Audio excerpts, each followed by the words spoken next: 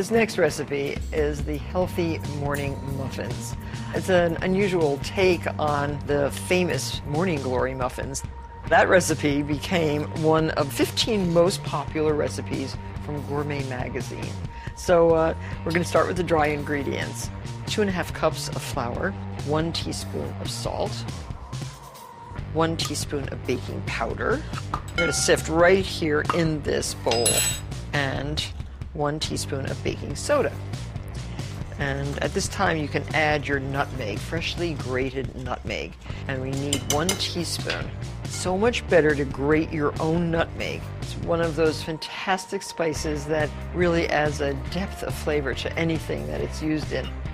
And nutmeg is really 2 spices in one. It's covered with a little orange web when you find it.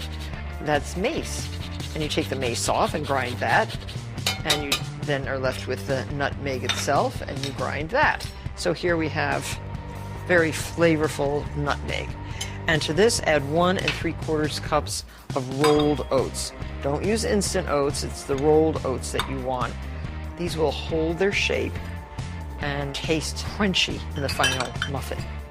Stir these in, and then add 1 cup of dark brown sugar. Dark brown sugar dries out really fast, so use it immediately. To reconstitute brown sugars, light or dark, you can put the sugar in a plastic bag and put like 1/2 of an apple in the bag.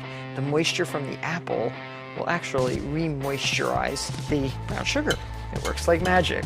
So there, we have this done. And now add 1 cup of plump raisins. I love these golden raisins. The reason I'm using them today is because look at the size, look at the color, and they're moist. If the raisins you have are dry, you can mix them with a little bit of boiling water to plump them up. You could even use orange juice, which I prefer. So there. We have to grate the carrots. We need 3 cups of grated carrot. Peel your carrot first and then grate. And I think we have 3 cups here. Yes. We need 2 eggs, 2/3 cup of skim milk, and this you can just add to your eggs, 6 tablespoons of really good olive oil. Instead of butter in the batter, olive oil. Olive oil keeps these muffins really moist and very flavorful. So 6 tablespoons olive oil. So now add your carrot. If you don't have carrot, you could add zucchini. So now add bananas. Bananas are really nice in a muffin like this, and kids love them. Now notice I'm using freckled bananas. Don't use bananas that are totally black. They are fermented and they will taste fermented in your muffin. A lot of people think that you have to have them black to be ripe. So you can squish them with an old-fashioned potato masher like this. Or you can use a fork. And you want some lumps. Don't get it totally lumpless. Very tasty. So mix this up and then add your wet ingredients. There you go.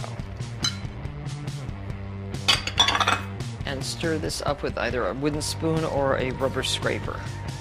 So keep stirring, keep mixing until it's all incorporated. Okay, so this is nicely mixed. Time to fill the muffin papers. Now this is another way to bake muffins without a muffin tin. I love these papers. They're really charming and they look very professional when you serve the muffins in a container like this. I'm using a 1/2 cup ice cream scoop so that I don't make a mess. So fill each one with a 1/2 cup first, and then you'll go back and use up the rest of the batter. This recipe makes 10 of these. Now at this point you should preheat your oven. It should be preheated already, by the way, at 400 degrees. And these muffins, because they're so hearty and have so many ingredients, will take about 25 minutes to bake.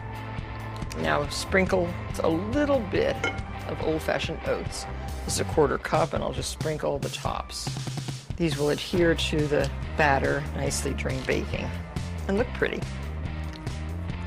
Okay, 400 degrees, approximately 25 minutes. Set your timer. This is a very nice way to kickstart your day. Just peel off the paper and look what emerges. A really, really pretty muffin. Hefty, healthy, tasty, great for you and your family.